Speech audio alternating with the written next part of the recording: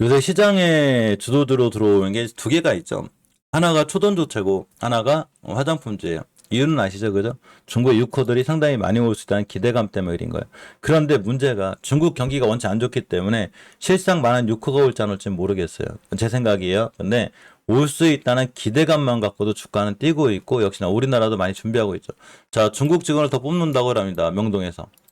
사실 명동의 가장 큰 손님은 중국 그 관광객들이 많기 때문에 중국 관련주들의 흐름이 많이 좋아지고 있는 것도 맞고 우리나라도 큰 기대감이 있는 게 맞아요.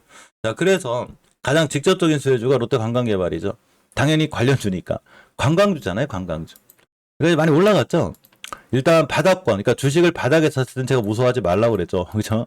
여기까지 왔어도 올라갈 거예요, 어차피. 막 올라갔는데 수급결선 60결선 위에 있거든요. 14,500원대만 하면 돼요. 대신에 아까 설명드린 대로 시장의 수급이 전체적으로 깨지면 중국발 악재가 있죠. 부동산 세계 중국에서 5위가 되는 부동산, 이 부동산이 리스크를 겪게 되면 지수가 떨어지게 되고 그에 대한 악재를 볼 수도 있어요. 단지 지금은 꽤 올라온 친구라 뭐 단기 단타 잘하시는 분들 하시면 되고 최소한 어제 종가 정도로 훼손하면 안 되겠죠. 전일도 어제 종가를 훼손하지 않고 뛴 거죠. 자, 여기서 뭐 한국 화장품 제조라든가 한국 화장품 난리가 났고 시간에도 됐죠. 대부분의 그 시간의 종목을 보면 금요일 종가, 금요일이야 죄송해요, 어제 휴일이라 월요일 종가상 시간의 종목을 보면 전체적으로 화장품주가 많이 뛰었어요. 그죠? 오가닉 코스메틱, 한국 화장품 뭐 이렇게 많이 뛰었는데 롯데관광개발이나 코리아나 그죠? 중국 관련 친구 많이 뛰었죠. 토니몰이라든가 뭐 다른 친구들 뛴 것도 있긴 한데 어차피 이런 친구들이 많이 뛰어가지고 화장품주들이 오늘 한 번 더 좋은 흐름을 장 초반에 가져갈 확률이 높아요.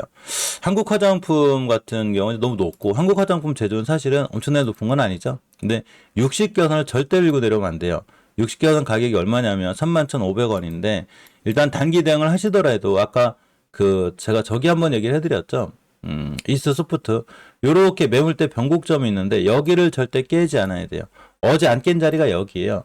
이스트 소프트가 다시 반등해서 뛰어나간 자리가 어디냐면 정확하게 깨지 않을 변곡점이죠. 저번 주에 빵 올라갔죠. 마찬가지로 주식은 떨어지고 올라가는 걸 맞추는 게 아니라 대응 영역이랬죠. 이게 꿀점 맞추듯이 내가 찍은 종목이 딱 올라가는 그런 영역이 아니고 내가 어떻게 자금을 넣어가지고 단기 운영할 건지 장기 운영할 건지를 결정해주는 대응 영역이에요. 그러니까 여기만 안 깨면 돼요. 뭔 얘기냐면 저점 즉 33,000원 깨지 않는 선상에서 매수 여기죠. 대신에 깨면 뒤도 돌아보지 말고 일단 손절이에요. 갭을 메고 올 확률이 굉장히 높겠죠. 특히 시장이 무너졌다. 지금 미증시도 안 좋고 의료증도 안 좋으니까 그거 웬만하면 오겠죠 저기. 그러니까 대응형이기 때문에 저점 깨자마자 미련 갖지 말고 뒤도 돌아보지 말고 손절. 이해하셨죠? 그래야지만 이 계좌가 살아나요. 근데 여기서 제가 저번에 두 종목을 봤는데 하나가 연우고 하나가 아무래지죠. 여기서 하나 더 본다면 이제 세아피엔시 정도인데 사실 연우하고 세아피엔시는 저도 예전에 한번 샀다가 손절치고 또 산 종목들이기도 해요. 자, 연우를 보게 되면 이때 거래가 터졌죠. 이때가 이제 그 유코들의 귀한 막 뉴스 뜰 때 이때 한국 화장품이 상한가를 갔고 한국 화장품이 날라다녔었는데 이 친구가 유일하게 상한가를 못 갔죠. 못 뛰었어요. 못 뛰었는데 240원 깨는 순간 저는 손절이거든요.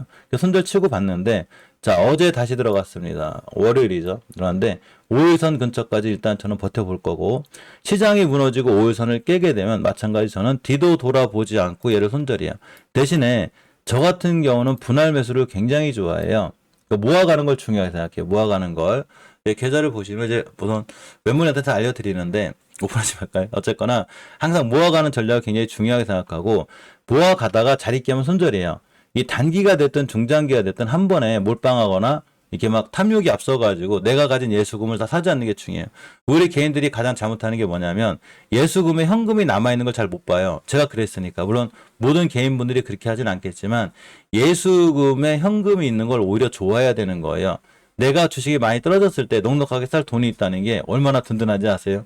야, 그래서 저 같은 분할 매수를 좋아하거든요. 1차 매수. 오후에 2차 매수. 영 아니다 싶으면 이제 한 달, 하루 기다리기도 하고 손절치기도 해요. 그런데 제가 아는 한 그냥 연우는 5일선만 할게요. 물론 연우의 영업이익이 좋은 건 아니에요. 하나지만 이 친구의 품은 회사가 한국콜마죠. 한국콜마나 한국콜마 홀딩스의 회사가 지금 매출이나 이런 부분이 상당히 좋아지고 있어요.